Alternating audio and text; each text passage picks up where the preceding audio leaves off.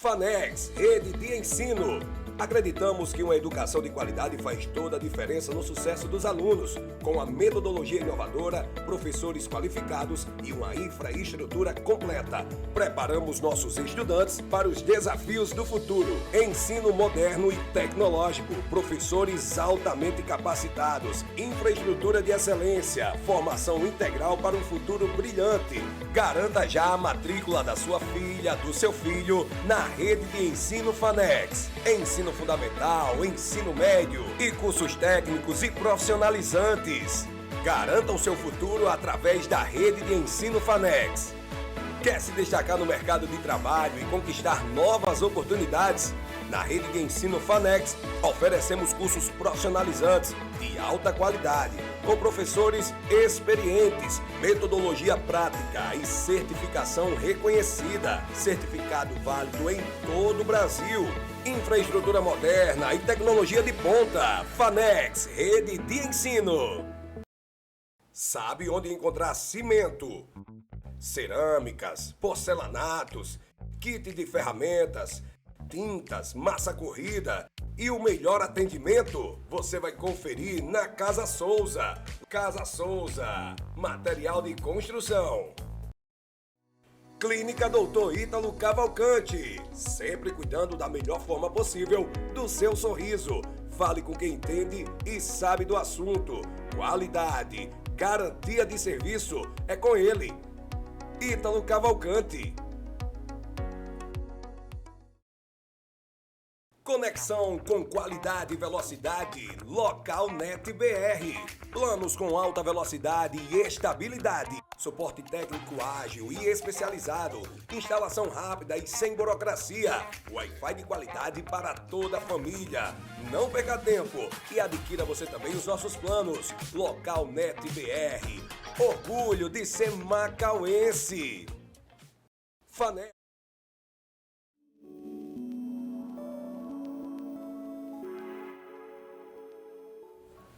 Diz aí, pessoal, ótima noite pra você. Jairão, estamos ao vivaço. Agora mudou os dias, toda quinta e todo sábado, Jairão. Exatamente. A gente tá ao vivo pra galera aí de casa, que tá nos assistindo. E mais um episódio. Na verdade, a gente não tá ao vivo, o programa agora é gravado, né, Jairão? É, exatamente. Então, mais um episódio pra você que tá em casa aí, pra gente poder bater um bate-papo show de bola, Jairão. Hoje vai ser daquele jeito, viu? Daquele jeito. Então, acaba aqui que eu admiro muito.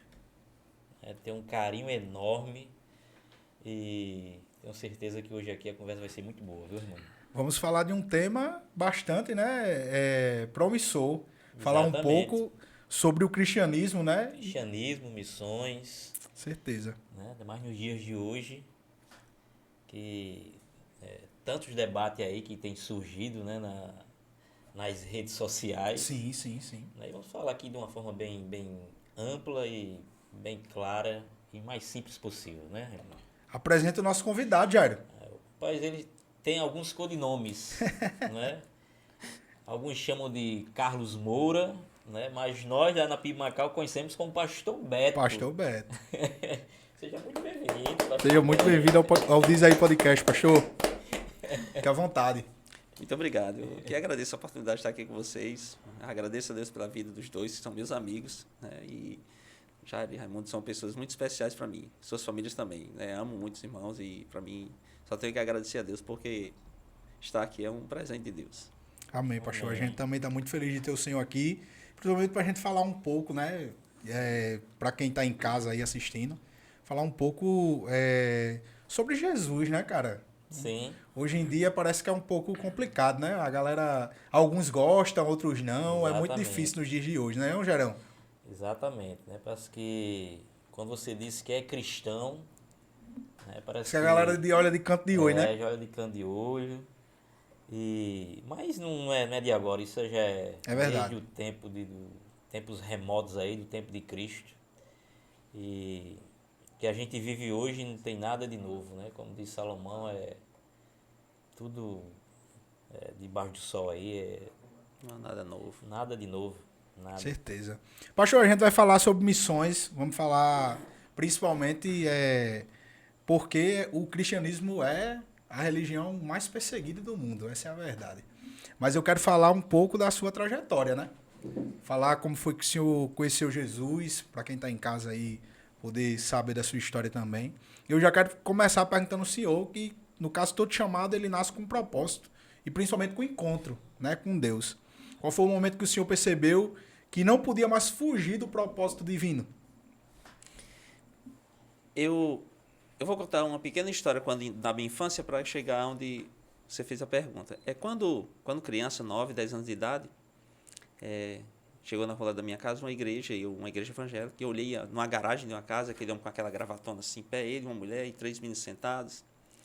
E aí eu olhava e voltava, e disse, menino, vai em casa, veste uma camisa e volte. Isso era uma escola bíblica dominical. Eu entrei naquela igreja e eu acho que isso foi uma coisa que ficou no meu coração. A Bíblia diz que a palavra ela entra no coração do homem e faz o que é da vontade de Deus. Ele colocava lá, dava até máquina de datilografia, tá certo?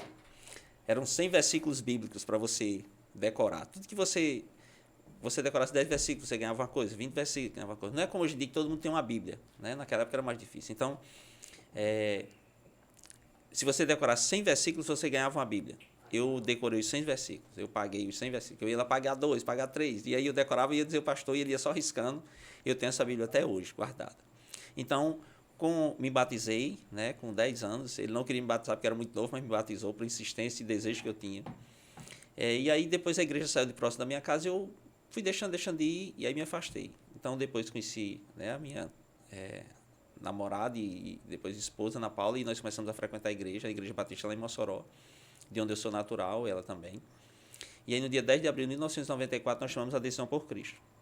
E aí começamos nossa trajetória. A chamada, né, eu já estava há um bom tempo na igreja e fui para o seminário para aprender. A Ana Paula sempre diz assim, você tem um chamado pastoral, você olha o que Deus está falando com você, e para mim não. Eu estava bem, né, tinha meu emprego, tinha uma vida tranquila, assim, sossegada. E aí no seminário um dia recebi um convite para ir conhecer a cidade de São Rafael. E lá uma irmã disse uma coisa para mim, que foi o que Deus me falou no meu coração, que eu deveria abrir mão da minha vida, vamos dizer assim, secular, e seguir a chamada para o ministério, para ser missionário, pastor. Então, num culto naquela cidade, ela olhou para mim e disse, olha, por você orávamos nós. Ela apontou assim o dedo e disse, por você orávamos nós. É uma frase tão simples, tão boba, né? Mas foi essa frase que Deus me inquietou, né? A irmã Preta falou naquele dia lá de um culto, e eu fiquei com aquela frase no meu coração. Essa mulher nem me conhecia, como é que ela orava por mim? E aí eu comecei a me inquietar. Deus, o que é que o Senhor quer comigo? Então, esse questionamento me fez a buscar mais a Deus, no sentido de procurar entender o chamado dele. E aí terminei o seminário, fui ordenado pastor e entendi que Deus queria isso para mim. Pedi demissão da empresa que eu trabalhava já há 7 anos, eu tinha um emprego até razoável, bem. E aí pedi demissão, saí da empresa e fui, né, com mala, com tudo, com família, com tudo de uma vez para São Rafael. Saí de Mossoró, uma cidade grande, para uma cidadezinha pequena, de 8 mil e poucos habitantes, 9 mil habitantes. Mas foi assim que eu entendi o meu chamado. Deus falou uma frase ao meu coração e foi uma voz que eu digo assim, foi uma palavra, é uma ordem e eu obedeci essa ordem. O chamado de Deus é assim, a gente tem que obedecer aquilo que Ele manda. Então eu ouvi, obedeci e louvo a Deus por isso. Estou aqui feliz porque Deus fez isso comigo. Jarão. O chamado pastoral, né, e missionário, assim, muitas vezes ele é acompanhado de renúncia. Assim, o senhor falou que tinha um emprego, um bom emprego, né, e deixou o emprego para viver a vida pastoral e a vida de missionário. E, além disso, teve um outro algo assim que foi difícil de o senhor deixar para seguir essa vida missionária? Algumas coisas que pesam, a questão, né, de você mudar, toda mudança, né, gera alguns conflitos, algumas coisas diferentes, né? Mas assim, os meus familiares, né, minha mãe, meus irmãos, e aí quando eu fui sair de Mossoró, eu disse, Senhor, eu estou indo embora, mas cuide da minha família, cuide dos meus familiares. Então assim, a proximidade, eu morava perto da minha mãe, então você tem toda aquele proximidade de irmãos, família, a família também de Ana Paula na época, né, a gente morava próximo. Então assim, deixar esse ambiente que você já é acostumado, a igreja que você nasceu, né, você já está ali habituado a todas as pessoas, ao local, ao seu trabalho, à vida. E aí você sai de uma cidade que tem, entre aspas, tudo que você precisa, né, humanamente falando, e vai para uma pequenininha que, na época, né, só tinha uma padariazinha, né, uma coisa simples, e você, até para encontrar um pastel era difícil, né? Então, você sai de uma realidade para outra. Então, abrir mão de conforto, abrir mão de muitas coisas. Não é que eu fui ser desconfortável lá, não. Mas assim, você já tinha já aquela coisa pronta, você já estava vivendo bem, tinha trocado minha casa, era bem pertinho do templo onde nós congregávamos. Então, tudo estava alinhado. Um bom emprego, um bom salário, né? Família, tudo em ordem. Aí Deus disse, pronto, você já aproveitou isso, agora venha para cá. E aí houve a mudança.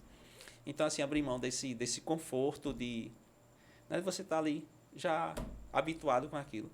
Eu acho que isso é bem pesado para as pessoas. Mas eu agradeço a Deus também. Não tenho nenhum pingo de remorso por isso, pelo contrário. Deus cuidou em todo o tempo. O senhor acredita que o chamado é algo que se descobre aos poucos ou é algo que Deus revela de uma forma muito clara e imediata na vida do homem? Eu sei que Deus não fala igual para todos. Até na conversão é diferente para todo mundo. A gente tem exemplo de Paulo, né? Paulo, doutor da lei, cara instruído e só foi chamado ali, bem dizer, entre aspas, né? Nas últimas, digamos assim. Talvez essa frase que eu disse para vocês, disse que bobagem. Mas foi o que Deus usou para mim. Talvez outro foi uma doença, talvez outro foi, sei lá, um culto, um hino, né? Uma pregação, uma leitura bíblica, e ele viu aquilo. Então, assim, Deus vai falar de maneiras diferentes. Deus não é engessado. Né? Eu nunca engesso Deus. Deus ele é soberano, ele é poderoso para fazer da maneira que ele quer. E cada história é uma história para Deus. Não existe história assim, no atacado, não. É individual. Então Deus fala ao coração da pessoa da maneira diferente, no seu contexto, naquilo que você é e naquilo que você vive. Então Deus, eu acredito que ele sempre fala especificamente para cada pessoa. Show, Gerão. Se o senhor pudesse assim voltar no início da caminhada ministerial e tivesse esse encontro com o jovem Carlos Moura, né, que estava começando, que conselho o senhor daria para ele? Rapaz. Boa pergunta. Rapaz, é de se pensar. Eu acredito que Deus sempre conduz a nossa vida. Claro, quando a gente se propõe a isso, né? Mas a gente sempre pergunta assim, ou diz assim, né? Teria me dedicado mais a algumas outras coisas, né? Talvez lido mais, orado mais, consagrado mais, né? Trabalhado mais. Esse é o nosso desejo, sempre fazer mais. Mas eu entendo assim que Deus, pela graça e misericórdia dele, Deus nos usou. Eu vejo que Deus tem trabalhado nas nossas vidas, na minha vida, na vida da minha família. Mas assim, ver o que foi feito para trás, hoje eu louvo a Deus. Porque eu entendo que mesmo diante das coisas que você no dia diz assim, meu Deus, o que é que eu vou fazer agora? E de repente Deus dá uma solução, Deus mostra um caminho. Eu acho que assim, se dedique sempre mais. Acho que dedicação, perseverança. Eu contei até um exemplo desse, que quando nós começamos a igreja em uma determinada cidade, muitas vezes a gente ia abrir o templo, limpava, arrumava, montava o som, aí ficava só eu, Ana Paula e os 2 meninos sentados lá esperando alguém, não vinha ninguém. E a gente orava, cantava, lia um texto bíblico, vamos para casa. E no outro dia, voltar. Então, continue um homem perseverante. Pastor, vamos entrar um pouquinho na parte de missões e principalmente nos desafios. A gente sabe que ser missionário hoje, principalmente nesse mundo moderno, né? Onde a tecnologia cada vez mais avança. Eu brinco com alguns amigos meus, e principalmente uns que têm a mesma doidice que eu tenho, que eu digo que não existe quase nada diferente de Sodoma e Gomorra, da Torre de Babel, por exemplo. O homem, cada vez mais, ele quer saber o que é que tem no céu, fora do céu.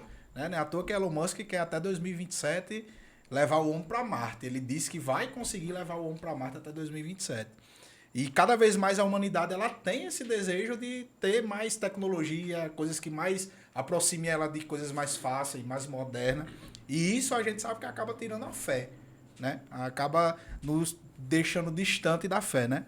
E você como missionário, nesse tempo moderno, como é lidar cada vez mais com a resistência da fé das pessoas, muitas pessoas no caso, né?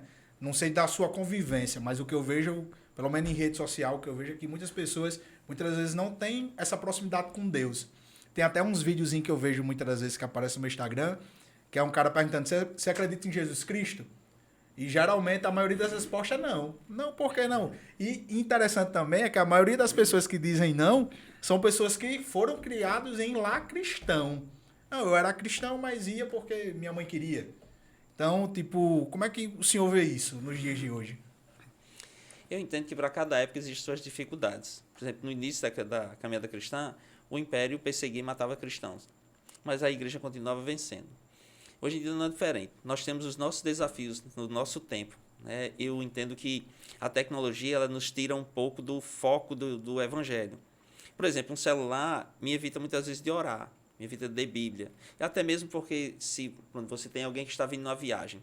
No passado, que não tinha essa comunicação, você dizia, fulano está demorando, eu vou orar por ele. Aí hoje em dia você liga, e aí? Não, estou chegando. Pronto, você já não ora, porque você sabe que ele está chegando. Então, assim, os obstáculos sempre virão.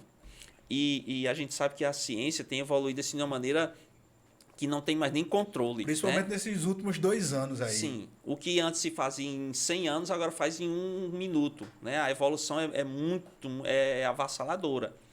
Mas, assim, eu entendo que a igreja, do jeito que ela cresceu no passado, ela vai crescer hoje. Do jeito que havia perseguição no passado, vai existir hoje. Então, se o cristianismo sempre foi perseguido, né? E isso é para várias áreas. Mas, da mesma maneira que Cristo venceu no passado, ele vence hoje, ele vencerá sempre. Aqueles que andam com Cristo são mais do que vencedores. Nós vamos sempre vencer, independente da tecnologia ou não. Ela pode ser usada para o bem ou para o mal. E a igreja precisa estar atualizada sobre isso. Ela não pode ficar parada no tempo. Ela tem que se atualizar, porque hoje as redes sociais, os podcasts são muito importantes. Nós não podemos ficar para trás. Não estamos no tempo da datilografia. Nós estamos no tempo do online, do rápido, do IA, né? do online, daquilo tudo. Se demorar um segundinho para chegar uma mensagem, você diz que está muito lenta. Né? Então, no passado, você sabe, no começo ficava aquela bolinha girando, mas nós passamos por isso. Né? Nós pegamos o tempo da carta, né? E pegamos o e-mail e agora nós estamos no IA. Né? Então, assim, é tudo muito rápido.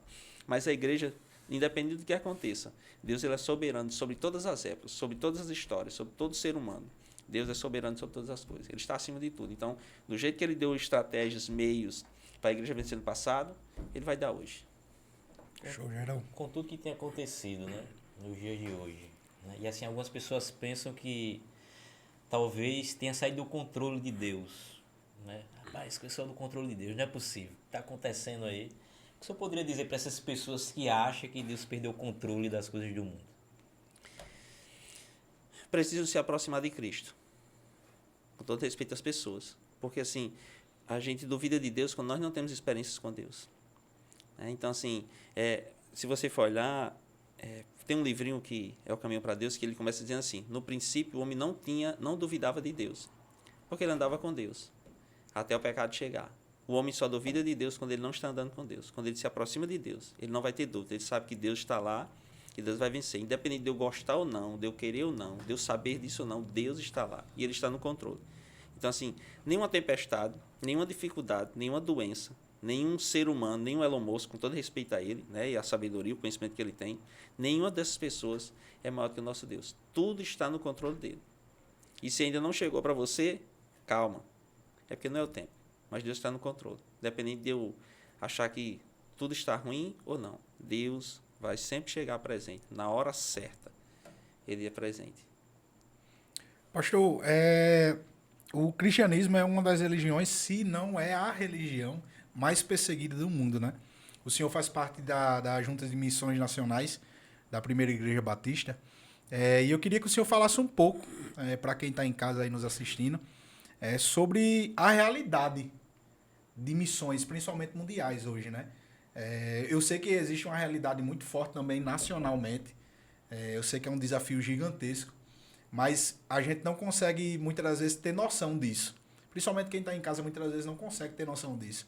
Eu queria que o senhor falasse um pouco dos desafios de ser missionário, de trabalhar com missões, né? Porque não é fácil. Eu já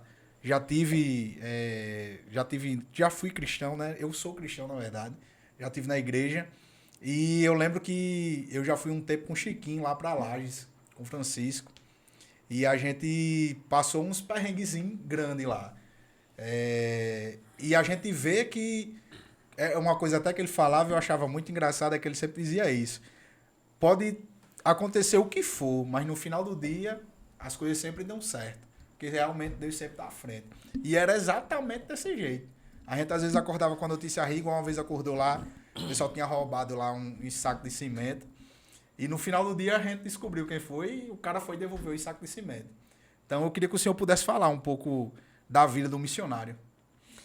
Hoje nós, como batistas brasileiros, nós somos a segunda maior junta missionária, né, que existe no mundo.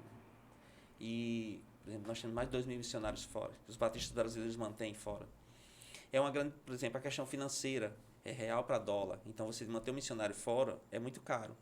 E aí ele vai para um local que ele não é dali, ele não conhece a cultura, então ele tem que se aculturar, ele tem que se adaptar àquela realidade. Tem lugares que você não pode pregar o evangelho abertamente. Você, às vezes, entra como um profissional, você vai como, por exemplo, um educador físico. Aí você vai trabalhar lá como educador físico e, aos poucos, você vai conquistando e levando o evangelho. Então, tem todo um trabalho, né, de você conhecer como, as estratégias, né? Aí você chegar no nosso Brasil, hoje, a Junta de Missões Nacionais, ao qual eu faço parte, ela tem 1.352 missionários espalhados aqui na nosso Brasil. E sobre a questão de dificuldade, eu entendo que todo lugar tem dificuldade. Irmão. Seu trabalho tem dificuldade? Todo nosso trabalho tem dificuldade. Então, assim, os nossos são na parte religiosa, são como missionários de lutar por pessoas. Você vai trabalhar pessoas que são voluntárias. Na igreja, a maioria das pessoas são voluntárias. E eu vou até mudar essa palavra. Eu até digo que na igreja não é para ter voluntário, nós somos servos. Então, eu não estou lá para fazer quando eu quero, eu estou lá para servir da maneira que Deus quer. Né? Então, eu tenho procurado mudar esse pensamento de voluntariado para servo, que a Bíblia nos chama de servos, né? Pessoas que servimos a Cristo. Mas dificuldade eu entendo que tem. Você mudar de lugar, você mudar de cidade. Eu agradeço a Deus por estar, mesmo em missões nacionais, mas estar no meu estado. Né? Assim, sou daqui, amo minha região, amo meu estado. Agradeço a Deus por testemunhar para os meus aqui. Mas quanto à dificuldade, existe perseguição, existe lutas, dificuldades, né? Toda uma questão aí, né, cultural, mas isso para mim, Deus sempre vai abrindo, Deus sempre vai mostrando. Eu costumo olhar sempre para o lado bom da história. Deus está conosco. E aí nós vamos caminhando e superando as dificuldades e vencendo as barreiras que possam surgir. Quais são os países, eu acho que mais para o Oriente Médio ali, China, mas quais são os países hoje que mais têm a dificuldade de entrar o cristianismo? Tem uma chamada, eles chamam de janela 1040, né, que pega assim aquela parte de Ásia, Europa, então assim uma boa parte, né, da linha lá do espaço que mostra que existem muitos países com dificuldade. Por exemplo, hoje a China não pode passar nada, né, de cristão, a televisão é toda estatal, então tem todas essas dificuldades. Mas em tudo isso você vê as reportagens que o evangelho está avançando. Pessoas estão se convertendo. Pessoas que recebem balões, né, na Coreia e tal, o balãozinho vai lançar, cai uma Bíblia, cai um folheto, o cara encontra Cristo.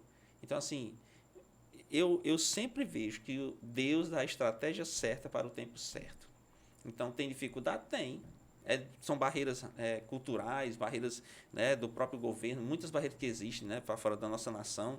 Louvamos a Deus que o nosso país é um país laico. Amém. Mas diante das dificuldades, a igreja sempre terá estratégias. Deus sempre vai abrir portas. As portas podem até ser fechadas, mas o nosso Deus, ele abre porta que a gente nem imagina. E ele mostra meios. Tem homens corajosos, mulheres corajosas que vão à frente, vão à luta para levar o evangelho a países que não podem nem entrar. Entram como profissionais, entram de várias maneiras. E ali fazem a obra de Deus. Vidas são salvas, vidas conhecem a Cristo.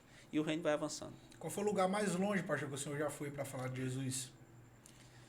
Eu já andei em muitos estados no nosso Brasil. Para fora eu só fui no Paraguai, né? Mas assim, não só andar mesmo, mas já andei em vários estados do nosso Brasil, né? Porque mês de setembro é mês de missões nacionais, é o mês que a gente promove missões no nosso Brasil. Então, todo ano a Junta de Missões Nacionais seleciona vários missionários para trocar de estado. Por exemplo, esse ano eu fui para o Rio de Janeiro, eu fui dia 5 de setembro e voltei agora dia 6 de outubro, passei um mês pregando nas igrejas lá do Rio. Mas eu já fiz Ceará, Paraíba, Minas Gerais, Goiânia, Mato Grosso do Sul, Paraná, São Paulo, Rio. Então, já fui em vários estados, fora os outros que você vai assim, esporadicamente, para um congresso, etc., que você vai. Mas esses aí eu fui para passar mês, assim, pregando o evangelho nesses lugares. Indo para as igrejas e pregando e testemunhando daquilo que Deus tem feito aqui no Rio Grande do Norte. Para que as pessoas não conheçam só o micro, né? Às vezes a gente conhece só a nossa igreja, a nossa congregação. Então, essa troca de conhecimento, de mostrar o que um faz aqui, o que faz ali, para que o Brasil possa conhecer o macro dos batistas brasileiros e principalmente do Evangelho de Cristo, o que Cristo tem feito através das igrejas, dos missionários nos campos, né, do nosso Brasil. Show, Gerão. Quantas igrejas o senhor está à frente hoje? Jairo, eu sou pastor da Igreja Batista em Alto Rodrigues, né, a primeira Igreja Batista, também em Pendências. E assim, antes eu ajudava em mais igrejas. Hoje elas têm seus líderes. Eu continuo, né, ajudando a liderança, eu visito, eu venho, prego num, no outro, mas hoje, graças a Deus levantou a liderança para essas igrejas. Mas no começo, né, era em Alto Rodrigues, aí Pendências, São Rafael, Carnaubais e era interino aqui em Macau, né, dava um apoio aqui em Macau. Então, durante a semana, quase todo dia eu estava numa cidade diferente, né? Então, assim, segunda-feira disse que é a nossa folga, né? Folga pastoril na segunda-feira. E aí, terça-feira eu estava em Pendências, quarta-feira eu ficava em Alto Rodrigues, né? Que era... Aí, quinta-feira ia para Carnaubais. Acho que sexta-feira eu estava aqui em Macau. E aí, no sábado eu ia para São Rafael. Quando eu ia para São Rafael, eu vou para mais... São 70 quilômetros de onde eu moro. Então, eu dormia lá. Aí, participava no domingo de manhã pela escola bíblica. E à tarde eu retornava para casa, porque à noite eu tenho 2 cultos, né? A maioria dos domingos, quase, domingo sim, domingo não, hoje, no passado era quase todo domingo. Eu prego o culto em Pendência de 6 às 7h30, em Alto Rodrigues de 7h30 às 9h. Então eu vou de Alto Rodrigues para Pendência, prego no culto, quando termina eu volto para pregar no culto em Alto Rodrigues. Então, essas são as igrejas que nós pastoreamos e ajudamos a liderança hoje, né? Mas graças a Deus, essas igrejas, cada uma delas já tem seu líder, tem, né, missionários, pessoas que estão à frente, e é um presente de Deus para mim. A igreja de Pendência, eu peguei a parte da construção lá, ela foi construída através de um projeto missionário, né, dos americanos. O senhor poderia falar para quem está em casa um pouco sobre esse projeto, como é que ele funciona? Se eu não estiver enganado, já foi implantado várias igrejas aqui no Rio Grande do Norte. Se eu não estiver enganado, a de Lages, de Cabugi, também foi através desse projeto. Eu lembro que chegou a receber algumas doações. E queria que o senhor falasse um pouco sobre esse projeto. Nós já construímos alguns com a Missão Pioneira. Missão Pioneira é pastor Tony Gray, né, e Karen Grace, eles que ficam à frente aqui no Brasil. Eles são americanos, mas que já moram no Brasil há muito tempo. Então, por exemplo, eles construíram agora vários construíram aqui um em Natal esse ano já. Então, ele vem... Desculpe. Esse ano, eles vêm construir. Aí já ficam olhando qual serão do ano que vem. Então, ele já vai visitar uma igreja para o ano que vem, já marca a data.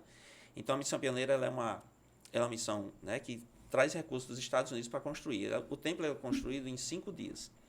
Então, ele marca a parte da igreja local e construir a base, né, deixar a base pronta e construir uma sala e banheiros que é para ser usado no tempo da construção. Eles chegam no sábado, se hospedam, aí no domingo passa o dia com a igreja, culto e etc. E começa a construir na segunda de manhã. Sexta-feira à noite é a inauguração. Para ir todo levantado, pintado, rebocado, com ventilador, com tudo que for possível, cerâmica, toda pronta. E a de Alto Rodrigues, eu com ele já construí em São Rafael, Pendências e Alto Rodrigues. Nós já construímos 3. Mas a de Carnaubais também foi com eles, alguns em Açu foram com eles. Aqui na nossa região, muitas igrejas foram construídas com eles. A de Alto Rodrigues, por sinal, foi construída em 4 dias, porque os americanos não conseguiram passagem para o sábado e tinham que voltar na sexta. Então, houve uma correria maior ainda para que na quinta-feira à noite fosse o culto de inauguração. Então, foi construída em 4 dias a igreja de Alto Rodrigues. E do jeito que ela está lá hoje, foi do jeito que está construída. Nós só pintamos mais uma vez, mas do jeito que ela foi construída, ela está, né, até hoje. Então, é um projeto que é beneficiador ao nosso Brasil, né, e os americanos continuam investindo na nossa nação. Nós estamos em campanha, né, de missões. Né? Digo estamos porque eu faço parte da primeira igreja batista em Macau, né, que tem por tema aí Minha Pátria e Minha Vida. Olha, é Minha Pátria para Cristo. E muitos são os desafios, né? E quando nós falamos em ofertar, parece que muitas pessoas colocam escorpiões no bolso e ainda não entendem, né, o que é missões nacionais, o que ela faz, o que ela ainda pode fazer.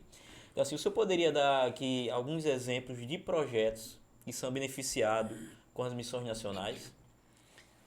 Por sinal, a igreja de Macau começou com missionários de missões nacionais. Exatamente. Então, além do avanço do evangelho, que isso é fantástico, né, os missionários, nós temos, como eu disse, 1.352 missionários são mantidos pelas igrejas batistas. Nós não temos ajuda governamental. São ofertas, dízimos e campanhas que nós fazemos para arrecadar fundos e principalmente, né, a oração dos irmãos que move o amor de Deus em nosso favor. Mas hoje nós temos, falei de alguns projetos sociais.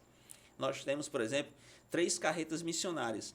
Essas carretas, elas contam com cada uma 4 cadeiras para dentistas, 2 consultórios médicos, e elas ficam rodando alguns estados do nosso Brasil, né? Então, tem uma no Nordeste, acho que outra no Centro-Oeste e outra no Norte. Elas rodam, né, ficam rodando cidade a cidade. 52 semanas, elas param um mês, né, do ano que temos. Então, chega 15 de dezembro a 15 de janeiro, ela para, né, mas aí ela começa a rodar. E cada semana ela vai passando de cidade a cidade. Esse ano nós já tivemos ela aqui em Alto Rodrigues, né, uma delas. E ela passou quase um mês rodando aqui no Rio Grande do Norte, mais de um mês. Lá no Alto Rodrigues, em um dia e meio que ela parou, nós tivemos quase 460 atendimentos. Médico, dentista, fisioterapeuta, corte de cabelo, né, advogado, várias coisas nós tivemos ali envolvendo a igreja, ajudando a nossa comunidade. Né? E nós temos hoje na Amazônia 2 barcos missionários, que também têm cadeiras para dentistas, consultório médico. E há de dizer uma coisa, a pessoa não só passa pela consulta, ela recebe o medicamento. Né? E teve até um testemunho de uma dentista que estava conosco lá na carreta. Ela disse, pastor, a resina da carreta é melhor do que a do meu consultório. Né? Então, assim, nós não estamos dando produto de má qualidade, nós damos o nosso melhor. Inclusive, ela teve da primeira vez na Independências. Sim. Né? E tem um relato de um morador de Independência que ele tinha um problema dentário que dentista nenhum conseguiu sanar. E na carreta missionária foi atendido e teve o seu problema resolvido. Né? São grandes profissionais que têm servido, né, nessa obra. Não é só limpeza de dente. Você Não, faz a extração, você faz a obturação, o que for possível fazer. Não vamos fazer cirurgias de grande porte, porque aí não, também já é uma coisa diferente. Mas tudo que você precisar, naquele dia você é atendido. Eu me lembro que em Alto Rodrigues já era quase 6 da noite, a gente querendo começar o culto, 6, 7 e pouco da noite, e aí só estava um dentista concluindo. E aí chegou um rapaz com muita dor no dente, ele chega e falava assim, por favor, me atenda, assistindo assim na cadeira. Aí eu disse, eu vou falar com o dentista, porque ele que vai dizer sim ou não. Eu disse, não, pastor, pode dizer que eu atendo. E aí quando ele entrou, rapaz, eu fui assistir nesse momento, né? Eu entrei, ele estava com o dente muito estragado e precisava arrancar, estava muito dolorido, muita dor. Aí o dentista na hora disse, olha, eu vou tirar esse, mas o vizinho está igual. Se eu deixar, logo você vai voltar. Posso tirar os 2? Pode. E aí ele foi lá, rapaz, era um negócio assim de dentro que ele tirou, e eu disse, meu Deus. E aí quando ele saiu, ele disse, homem é bom, ele fazia assim, né? Então assim, o dentista, ele fez o que era necessário, ele não deixou ali por, né, vou fazer e vou embora, não. Ele fez o melhor dele. Então assim, nós temos muito, até o testemunho de uma médica, que no dia ela chegou lá e ela disse assim, pastor, hoje eu estava em casa perguntando o sentido da minha vida e etc. E assim, o que é que eu vou fazer ali naquela carreta? E aí, depois eu fui falar com ela, ela disse, olha, quando eu cheguei aqui, que vocês falaram, a gente começou a trabalhar, etc., eu disse, Deus, eu sei por que eu estou aqui. Então, assim, Deus dá sentido até àquele que vai, né, trabalhar, Deus mostra a sua grandeza trabalhando no coração de profissionais que estão ali doando. Todos somos voluntários. Os médicos, dentistas, todos que foram lá vão trabalhar voluntariamente para ajudar a sua comunidade. E hoje, como eu falei, nós temos 2 barcos missionários na Amazônia que rodam os ribeirinhos, né, trabalhando também com consultas e dentistas. E para o final do ano, se Deus quiser, nós vamos comprar uma lancha missionária, que é para reduzir o tempo de atendimento. Porque tem lugares que você passa 4, 5, 6 dias para chegar em outra comunidade dentro da água. Então essa lancha vai diminuir. Por exemplo, se era 3 dias, vai fazer em 8, 10 horas, para que seja uma coisa mais potente, mais rápida, para que haja mais atendimento e seja mais rápido. Então estamos avançando. Nós temos as Cristolândias, nós temos 43 Cristolândias no Brasil, que trabalham com dependentes químicos. Né? A pessoa ela é atendida, se ela quiser ser tratada, se ali através de desintoxicação, ela passa uns dias naquele lugar e depois ela vai para um local de tratamento, de ser cuidado, tratado. Né? Então hoje 43 unidades nós temos no Brasil, são mantidas pelos batistas brasileiros. Nós temos a Sonho de Mãe, nós temos projeto com mulheres, com crianças, projeto Viver, que é com as escolas. Então, refugiados, né, venezuelanos. A Vila Minha Pátria, né, nós recebemos muitos refugiados, né, e ali ele aprende a língua, faz toda a sua documentação, ele aprende uma profissão, ele é colocado para um local, para ter trabalho. Então, tudo isso são coisas que nós temos feito na nossa nação. Nós estamos pregando o evangelho, mas também estamos dando o pão. Pastor, eu escutava muito, que o Brasil é celeiro de missões, né? Celeiro de missionária.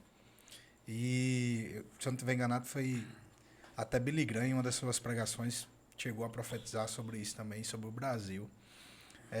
O senhor acredita que a igreja brasileira hoje ela consegue compreender o verdadeiro sentido de ser missionário?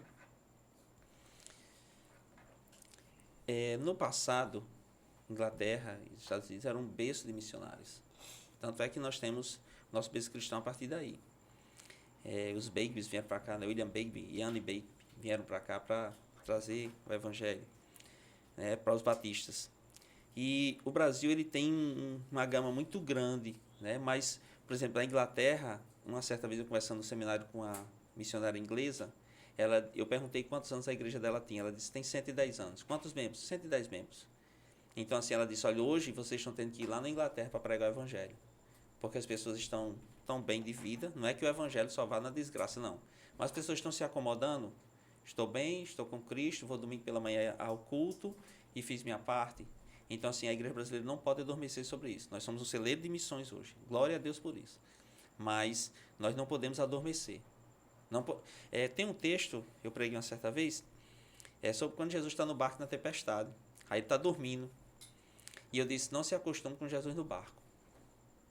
Não, Jesus está aqui, está bem. E aí eu me acostumo e fico ali deitado em berço esplêndido. E não faço mais o que é para fazer. Questão de orar, de ler Bíblia, de testemunhar, de levar o Evangelho, de fazer discípulos. Né? Porque a Bíblia nos manda em Mateus 28, né, 19, façam discípulos. Precisamos fazer discípulos. Então, se a igreja não está fazendo discípulo, ela está morrendo. Nós precisamos sempre fazer discípulos.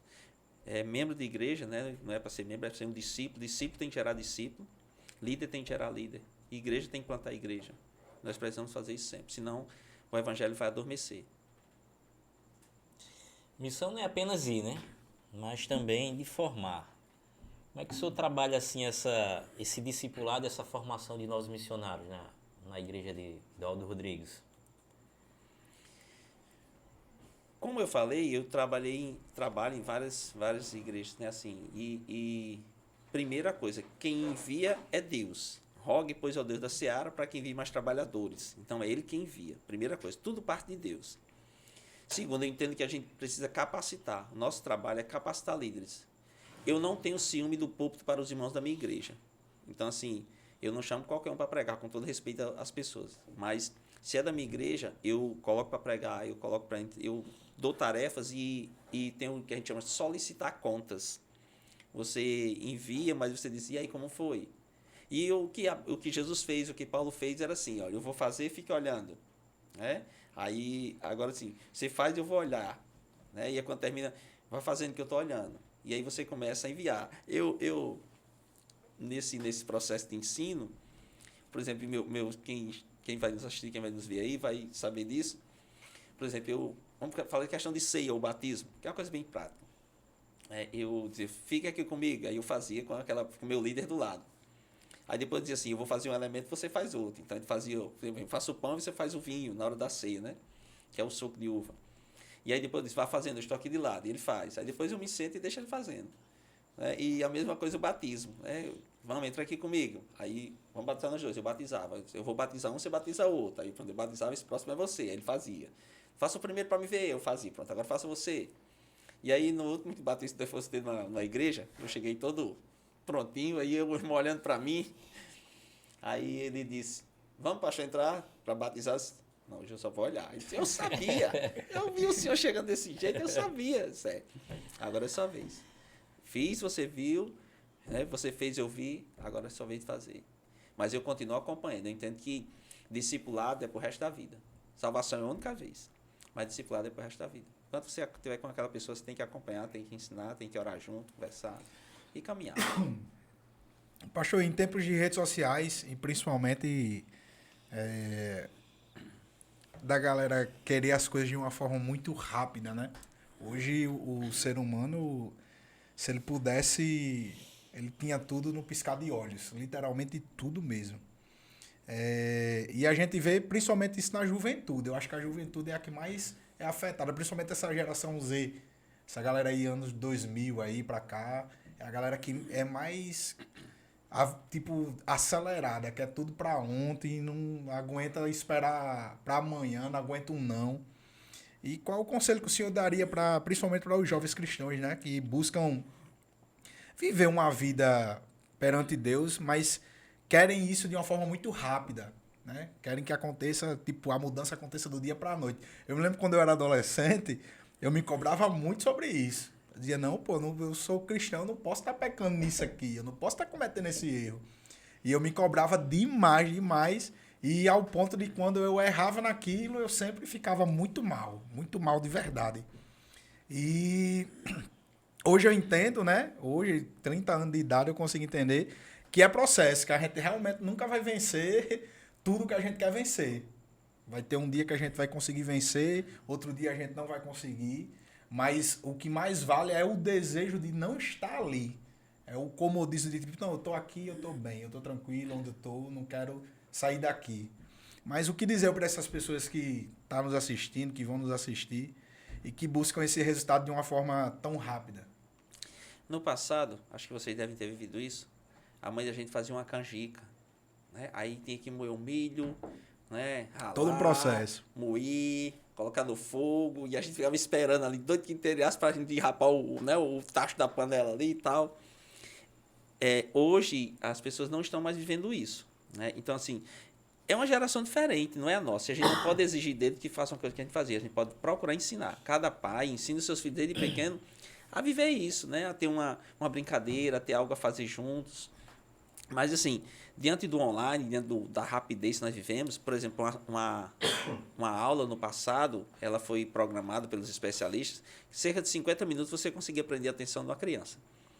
Hoje em dia, há um tempo atrás eu li uma reportagem que já era 6 minutos. Hoje em dia, com uns videozinhos de 15, 30 segundos, isso aí já é ultrapassado. Então, a mente dos nossos jovens e adolescentes estão sendo programados para o rápido. Então, eles não conseguem acompanhar. Por isso, infelizmente, hoje nós temos uma geração assim que é muito depressiva, ansiedade, né, se mutilando. Por quê? Porque é um processo muito rápido. Né? Você vê que um carro, quando lançava um tipo de carro, era aquela coisa de raridade. Hoje em dia, você não sabe nem quanto tipo de carro tem. Todo dia lança um novo e tudo é muito parecido. Né? E celular, não dá nem tempo de você aprender já tem um novo lançamento. Então, a mente não consegue acompanhar isso. Uma coisa bem simples. Como você escuta os seus áudios? É no 1.0, no 1.5, no 2.0? Porque nossa mente também ela não é pronta para o 2.0. Né? Então, você vai colocar a sua mente, vai ficar mais acelerada ainda. Né? Então, assim, como é que eu estou vivendo? Então, qual é o conselho? Eu sei que isso, né, tem um... Eu estou só em dúvida se é monofobia ou nomofobia. É o medo de ficar sem internet, sem celular. Né? Então, as pessoas têm medo quando... Cadê o celular? Então, fica aquele desespero. Porque é o dia a dia deles. Então, assim, o que fazer? Se você é pai, né, e tem seu filho adolescente, você pode ajudá-lo, né? Leve ele para fazer uma atividade, saia dele, né? Procure tirar mais do quarto. Porque, infelizmente, hoje o quarto virou um ambiente de vida, né? E aí eu não estou simplesmente criticando, estou dizendo assim, nós podemos mudar essa realidade. Agora, cada pai tem que se esforçar, se dedicar, gastar tempo com isso. Né? Porque ficar só reclamando, nós temos o hábito de, hoje em dia, também falar assim, é a geração Nutella, é a geração não sei o quê. Nós só estamos criticando. O que nós estamos fazendo para mudar essa realidade? Então, acho que tem que partir de uma mudança nossa para ajudá-los a ter uma melhoria de vida também. Aproveitando esse gancho, assim, o senhor acredita que as igrejas têm se preparado para lidar com essa geração que está mais informada, mas menos transformada? Informada e conhecimento. Eu acho que são informações e conhecimento são duas coisas bem diferentes. Por exemplo, na mão de cada um aqui tem um celular. A informação que você desejar, ela diz e faz para você. Né? Até se você quiser fazer, sei lá, foto, tudo que você imaginar hoje em dia, o celular faz. Aí dentro tem um monte de aparelhos que encheria essa sala aqui todinha não caberia, de tanta coisa que tem aí. Mas assim, hoje tem muita informação e pouco conhecimento. As pessoas estão sendo rasas no seu conhecimento. Né? Então, assim, você conhece só aquele negócio de 15 segundos, você não se aprofunda. É o que é chamado de especialização. Eu sou especialista em xícara, então eu conheço todo tipo de xícara. Né? Eu sou especialista em TV, então você conhece todo tipo de TV. Então, as pessoas conhecem ali o raso. Dizem que conhecem de tudo, mas se você perguntar uma coisinha a mais, aí dá uma interrogação na cabeça. Então, assim, a importância de você, o que você quer para a sua vida? Se especialize naquilo, se dedique naquilo. Se for celular, seja especialista. Mas o importante é a profundidade, o tempo que você gasta para conhecer, para descobrir algumas coisas. Mas a gente precisa ajudar essa geração a melhorar o seu conhecimento. Informação tem aí sobrando. Show de bola. A gente já está chegando já ao final desse episódio. Ainda tem algumas perguntas, né, Jairão? Tem. Mas eu quero dizer para você que está aí do outro lado da telinha que está nos assistindo, se está conhecendo o nosso podcast pela primeira vez, se inscreve no nosso canal, deixa o like nesse episódio. Tem outros episódios também, só você assistir depois que esse aqui acabar, tá? Segue a gente também lá no nosso Instagram, tem o @DizAíPDC, que é o nosso canal do nosso podcast, e tem o portal Diz Aí, que é o nosso canal de notícias, Gerão. Exatamente. Que tá fazendo sucesso, né? Tá. A gente tá postando umas matérias ali que tá boa. Tá boa. Tá repercutindo, né? viu, Jair? São matérias informacionais, né? De Certeza. informação. Com certeza. Não é nada que denigre o que ataque. Verdade. Mas são, Esse é o nosso são diferencial, fatos, né? O nosso diferencial é esse. Mas são fatos. Pastor, voltando para o nosso bate-papo, existe alguma experiência espiritual, ou livramento, uma resposta que marcou sua fé de forma profunda? Mas eu entendo que Deus sempre responde às nossas orações. Muitas vezes talvez não seja da maneira que a gente quer, mas são respostas. E na vida cristã já vi muitas coisas. Já vi famílias sendo restauradas, isso porque a igreja ora e porque a igreja trabalha na vida daquelas pessoas. Então, assim, para mim, ver vidas restauradas, para mim é o maior milagre, é a maior resposta de oração. Você vê alguém que estava lançado nos vícios e de repente a pessoa ser liberta e ser uma nova pessoa. Você vê alguém que estava doente e foi curada. Mas em especial, você vê um pecador, que nós somos pecadores, mas você vê um pecador que ouve a palavra, compreende o evangelho, e entrega a vida a Cristo e ele é salvo para eternamente morar com Deus. Isso é um milagre maravilhoso. E tem pessoas que nós oramos por elas. E quando elas tomam a decisão por Cristo, para mim aquilo é uma resposta de oração. Né? Já vi muitas coisas. Né? Já vi pessoas sendo transformadas. Já vi pessoas sendo curadas. Já vi Deus levantar pessoas assim que estavam literalmente mortas, mas Deus levantou. Mas para mim em especial, ver uma vida salva, para mim é o maior milagre, a maior resposta de oração.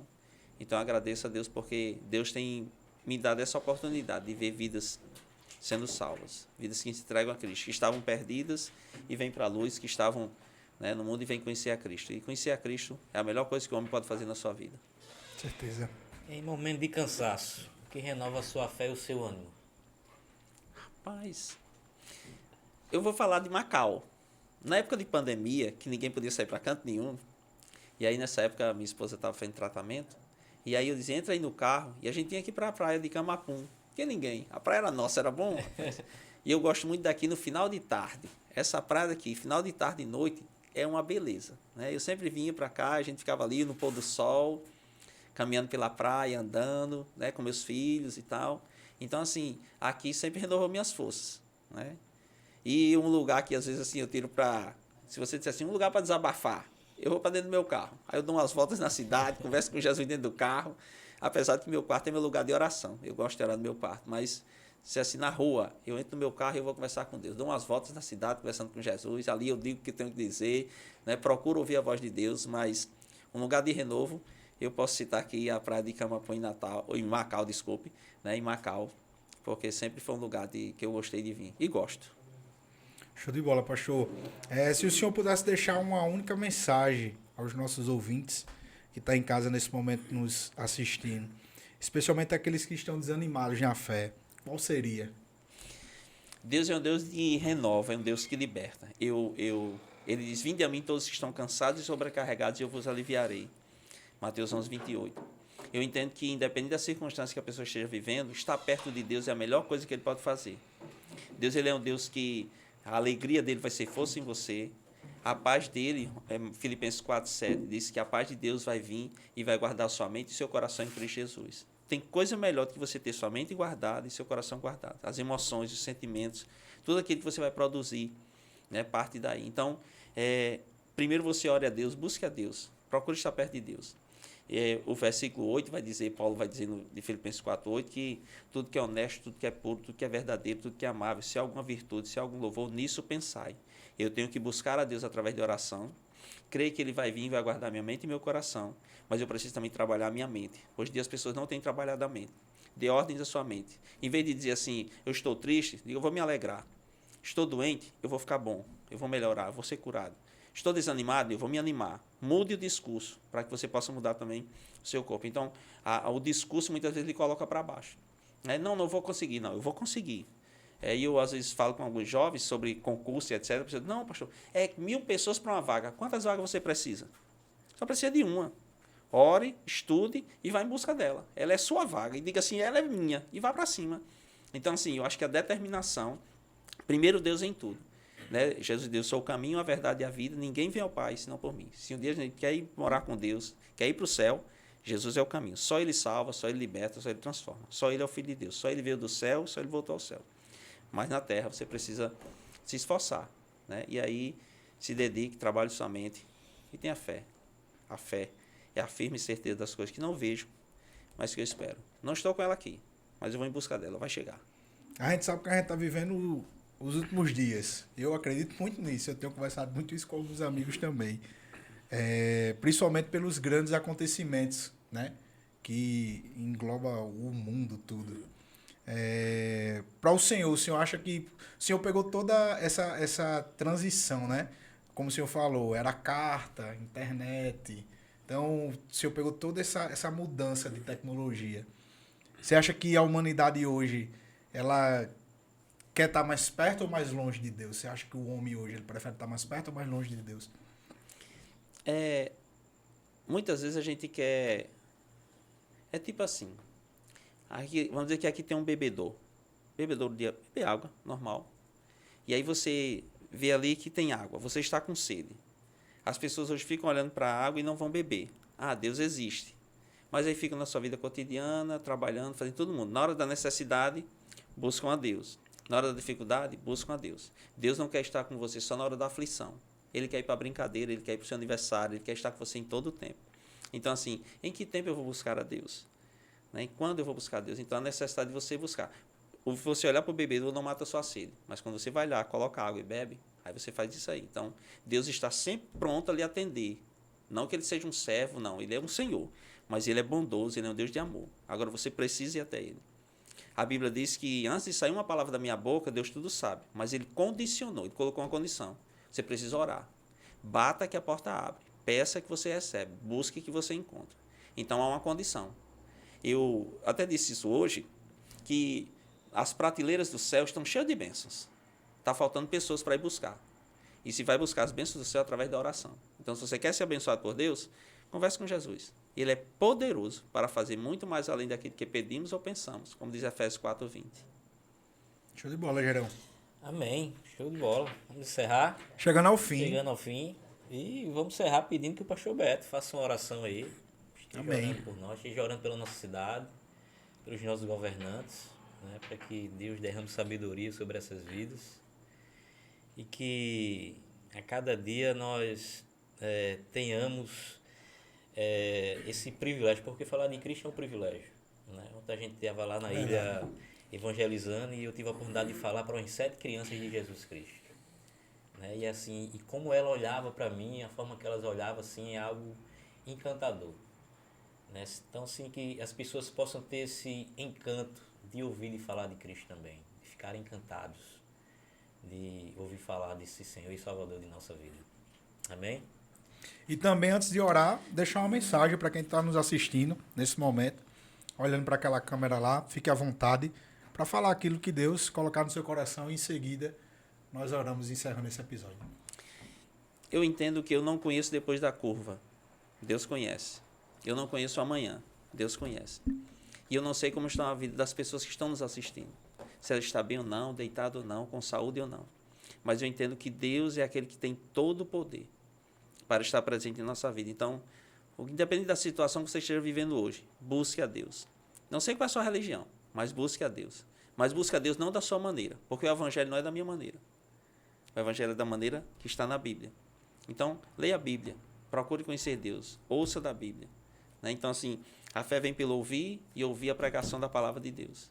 É na Bíblia que a gente conhece Deus. Você só conhece Deus que conhece de Bíblia. E eu não estou sendo aquele religioso taxativo, não. Estou só dizendo a você. Eu leio a Bíblia porque eu entendo que aqui é um mapa, é um caminho, uma carta de amor de Deus para nós. Então, busque a Deus, abra o seu coração para Jesus, creia, Ele lhe ama. Ele deseja salvar. Ele diz, antes que todos cheguem ao pleno conhecimento da verdade. E a verdade não é simplesmente uma palavra, a verdade é uma pessoa, é Cristo. Ele é a verdade. Então, busque a verdade, busque Cristo e você vai encontrar o caminho para o céu. Deus abençoe, Deus lhe dê paz, da paz que excede todo entendimento. Só Cristo tem para dar.